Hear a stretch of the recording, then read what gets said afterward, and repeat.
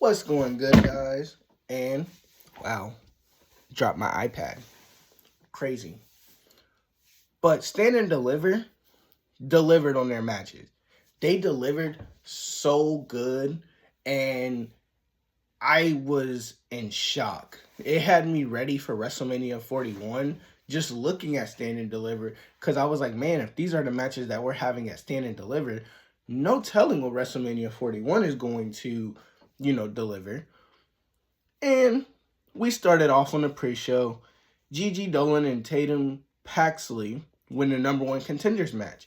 Now, that match will happen on Tuesday against whoever wins, against Lyra and whoever her mystery partner is, versus Liv Morgan and Raquel Rodriguez.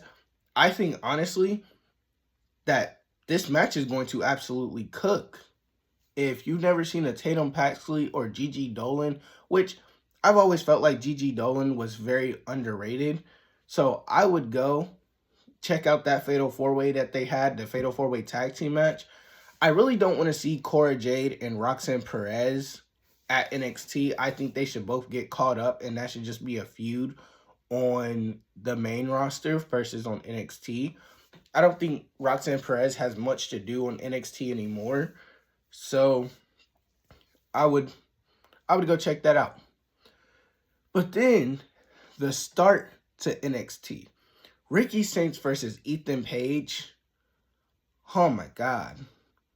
Ethan Page targeting Ricky Saints, in the back and lung area.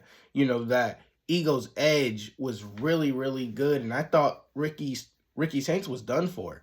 I thought his NXT North American Championship run was going to be over, but it wasn't.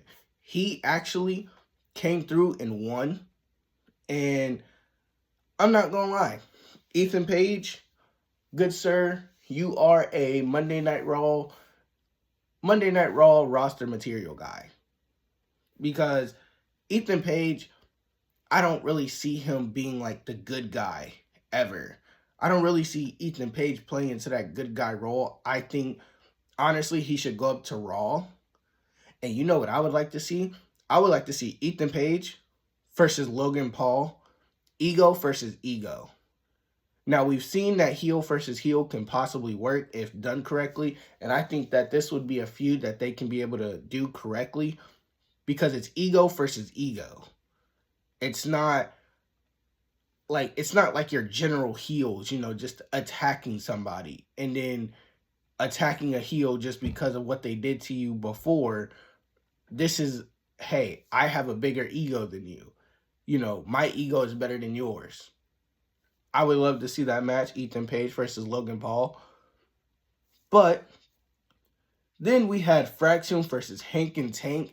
And if y'all want to see a good tag team match, if y'all want to see tag team matches that should be happening on Monday Night Raw, but it's not, go watch a Fraxium NXT Tag Team Championship match.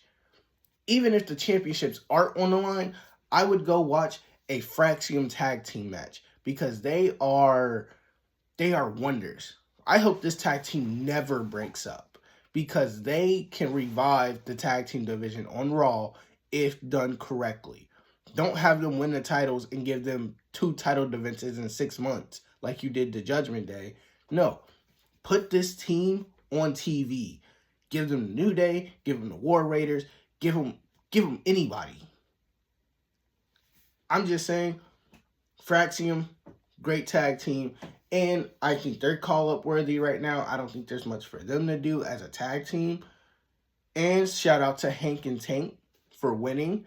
I was never really big on Hank and Tank, but this match proved that Hank and Tank can put on a 5-star banger of a tag team match if they're with the right team.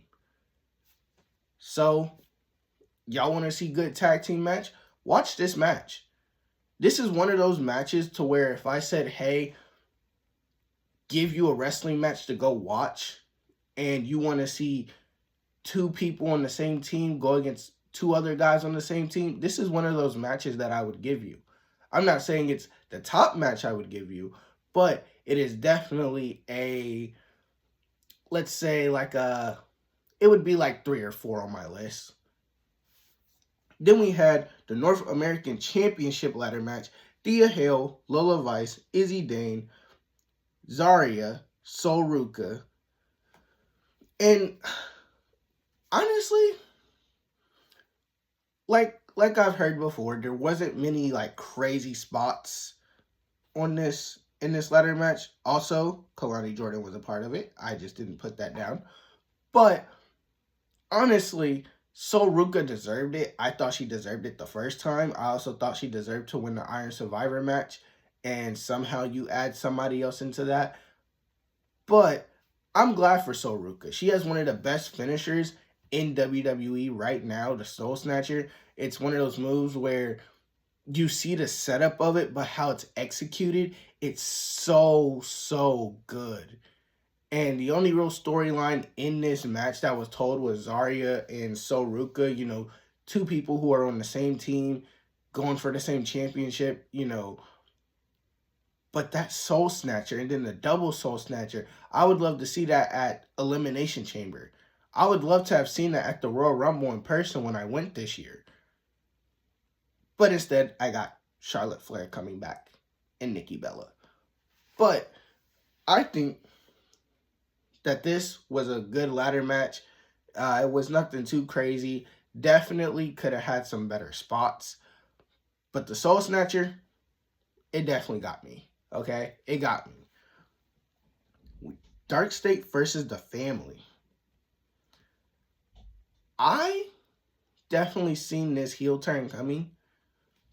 But the way it was set up, though, the Don embracing Lorenzo Stacks, and then Lorenzo Stacks having the crowbar, the Don turning his back, him not hitting him with the crowbar, you were like, okay, it's not happening, it's not happening. And then when the Don went to go try to finish the job, boom, heel turn. I like that because it wasn't as immediate. It was a build-up. You were left on the edge of your seat like, is he going to do it? Is he going to do it? He did it. He really did it. And he didn't use the crowbar. But this is going to set up a pretty much one side of the family versus the other side of the family type of thing. I forget who the girl is in the group, but she is definitely going to be divided, I feel like, between who she wants to join with or who she wants to side with. But I mean, this was a pretty good match. Dark State is really growing on me. I was really not too big on Dark State as it was, but Dark State is really growing on me. I thought they were just like a bootleg Shield. But Dark State's growing on me. They really are. NXT title match, Trick Williams, Javon Evans, and Oba Femi. That was the main event. Let me leave that for last. Julia, Stephanie Vaquet, Jada Parker, and Jordan Grace NXT Women's Championship match. Stephanie Vaquet ended up winning. And can I just tell you guys something? This is one of the things I liked about Jordan Grace being in this match, and then also the Naomi and Jade Cargill match, was that two people in their matches got to genuinely show off their power. They got to genuinely show how strong they are, making them a force to be reckoned with. And honestly, Jada Parker, her taking the pin was not that bad. Her taking the pin was really good for the simple fact that she is fairly young. And I think she's going to end up winning a championship in NXT at some point. But she not only did she take the pin, she took the pin to the champion. So it's not like it really hurt her. The champion pinned her in a fatal 4-way. It didn't hurt her career at all. So high hopes for Jada Parker in the future. But Stephanie, she's going to run that division kind of like Roxanne Perez did. I don't see anybody taking that title off of her unless it's Julia. I think she's the only person that could possibly take the title off her. But I don't see Jordan Grace doing it because Jordan Grace was already a world champion for TNA. So I think Jordan Grace is just there to kind of create some more buzz for the NXT Women's division. I don't think Jordan Grace is going to take the title off her at some point. I could be wrong, but who knows? But shout out that Fatal 4-Way. NXT title match. Obafemi, Trick Williams, Javon Evans. That boy bouncy. And I really liked this match because it didn't matter if Trick was down or Oba was down. Javon Evans was like you guys ever seen like The Big Show and Rey Mysterio? And it's like they always say, oh, you're like a pest that keeps coming back. You know, it's like an elephant and a mouse, kind of. That's what Javon Evans was. He was not letting this match slow down at all. There was no, oh, everybody's down for like 2-3 minutes. Before you know it, Javon Evans is jumping off the top rope. He's hitting cutters. He tried to hit a double cutter and they caught him. I thought he was going to hit it right out the gate. And there were some very close falls. But Obafemi is such a great wrestler. I want to see Obafemi versus Jacob Fatu. That is another dream match of mine. Ethan Page, Logan Paul, Obafemi, Jacob Fatu. Those are my top 2 dream matches right now going forward. And honestly, Trick Williams has some good spots. I think this is one of Trick Williams' best, I want to say like one of his best performances being in NXT. His first best performance for me was the Iron Survivor that he won. I think that was a great showcasing of Trick Williams and what he's capable of. But this match cooked. Hitting a trick shot off of Javon Evans trying to, hit a springboard move. Trick Williams uses Obafemi, jumps off his back and hits him with a trick shot. Crazy. Wild. But this triple threat match, it wasn't like Javon Evans and Trick Williams were going after Oba because he's the biggest in the match. No. Javon Evans was getting treated like he should have been an afterthought in the match, but he kept showing you like, don't forget about me. I can still win this match as well, which is what I really liked about this triple threat match. And that's what I like about triple threat matches is you might have 2 people that are going at it pretty much for the majority of the match. But then there's this one person in the match that you're so stuck on because you guys are in a rivalry. But Javon Evans is right there. And he's hitting cutters. He's getting bouncy. And you can't do nothing about it. Now, I like that Obafemi still kept his championship. I didn't expect him to lose it. But the best part of this match, outside of all the moves that were done, was at the end. Obafemi holding the title in front of Trick Williams and taunting him with it. One of the best things I've seen Obafemi do. Because that was hilarious. I was laughing. Like, he's really telling Trick Williams, you're not taking this from me. Yeah.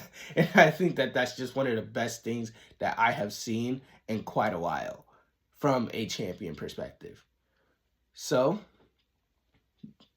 I would say rating it out of 10, I would say Stand and Deliver, it really is a 10 for me.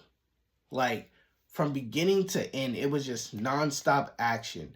Ricky Saints versus Ethan Page really kind of set the pace. Like, it was kind of slow. And then Fraction and Hank and Tank really kind of picked it up from there. And if I had to give it like an actual rating, and I'm not just overrating it, I would say a 9.5 because the ladder match definitely could have been a little better. But this was a great showing. Everybody got to show off their skills. Everybody got to have their moments. And I really do like this whole entire division that they have going on. like from the women's division to the men's division to the North American Championship scene. I really do like it. So I want to know what your guys' thoughts are on Stand and Deliver, and let me know down in the comments. I will see you guys in the next one, and I'll see you guys for WrestleMania Night 2. I'm out, y'all. Deuces.